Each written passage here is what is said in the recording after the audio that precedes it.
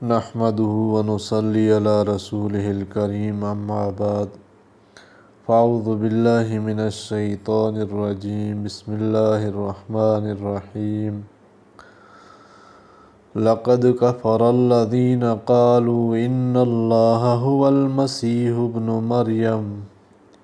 بے شک کافر ہوئے جنہوں نے کہا کہ اللہ تو وہی مسیح ہے، مریم کا بیٹا۔ قل فمن يملك من الله شيئا إن أراد أن يهلك المسيح ابن مريم وأمه ومن في الأرض جميعا۔ تو کہہ دے پھر کس کا بس چل سکتا ہے اللہ کے آگے اگر وہ چاہے کہ ہلاک کرے مسیح مریم کے بیٹے کو اور اس کی ماں کو اور جتنے لوگ ہیں زمین میں سب کو۔ وَلِلَّهِ مُلْكُ السَّمَاوَاتِ وَالْأَرْضِ وَمَا بَيْنَهُمَا، اور اللہ ہی کے لیے ہے سلطنت آسمانوں اور زمین کی اور جو کچھ درمیان ہے ان دونوں کے۔ يَخْلُقُ مَا يَشَاءُ، پیدا کرتا ہے جو چاہے۔ وَاللَّهُ عَلَى كُلِّ شَيْءٍ قَدِيرٌ، اور اللہ ہر چیز پر قادر ہے۔ یعنی مسیح کے علاوہ خدا کوئی اور چیز نہیں کہتے ہیں کہ یہ عقیدہ نصارہ میں سے فرقہ یعقوبیہ کا ہے جس کے نزدیک مسیح کے قالب میں خدا کا حلول کیے ہوئے ہیں، معاذ اللہ۔ یا یوں کہا جائے کہ جب نصارہ حضرت مسیح کی نسبت الوہیت کے قائل ہیں اور ساتھ ہی توحید کا بھی زبان سے اقرار کرتے جاتے ہیں، یعنی خدا ایک ہی ہے، تو ان دونوں دعووں کا لازمی نتیجہ یہ ہے کہ ان کے نزدیک مسیح کے سوا کوئی خدا نہ ہو۔ بہرحال کوئی صورت لی جائے، اس عقیدہ کے کفر صریح ہونے میں کیا شبہ ہو سکتا ہے؟ اگر فرض کرو خدائے قادر و قہار یہ چاہے کہ حضرت مسیح اور مریم اور اگلے پچھلے کل زمین پر بسنے والوں کو اکٹھا کر کے ایک دم میں ہلاک کر دے، تو تم ہی بتلاؤ کہ اس کا ہاتھ کون پکڑ سکتا ہے؟ یعنی ازل و ابد کے سارے انسان بھی اگر فرض کرو مجتمع کر دیے جائیں اور خدا ایک آن میں سب کو ہلاک کرنا چاہے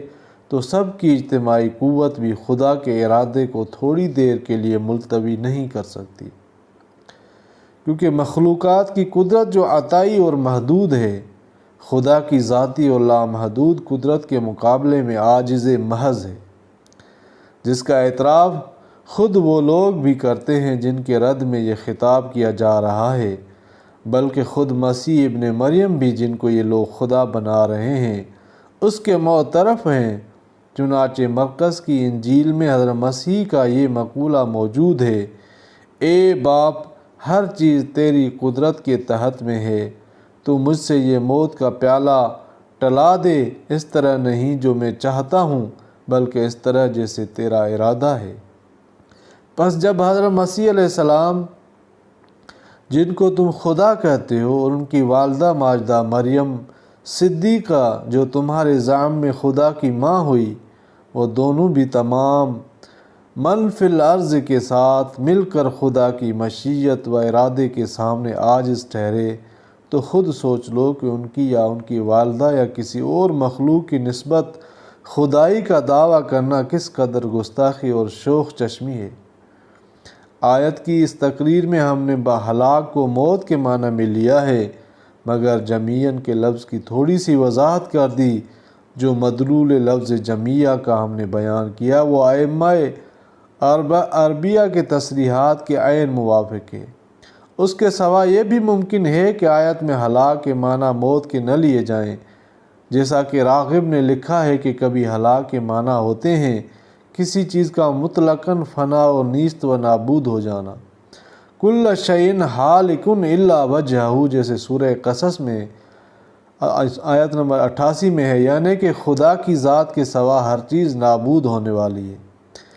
اس معنی پر آیت کا مطلب یہ ہوگا کہ اگر خدائے قدیر حضرت مسیح اور ان کی والدہ اور تمام من فی الارض کو قطعاً نیست و نابود اور بالکل یا فنا کر ڈالنے کا ارادہ کر لے تو کون ہے جو اس کے ارادے کو روک دے گا؟ حضرت شاہ صاحب تحریر فرماتے ہیں، اللہ تعالیٰ کسی جگہ نبیوں کے حق میں ایسی بات فرماتے ہیں تاکہ ان کی امت بندگی کی حد سے زیادہ نہ چڑھا دے،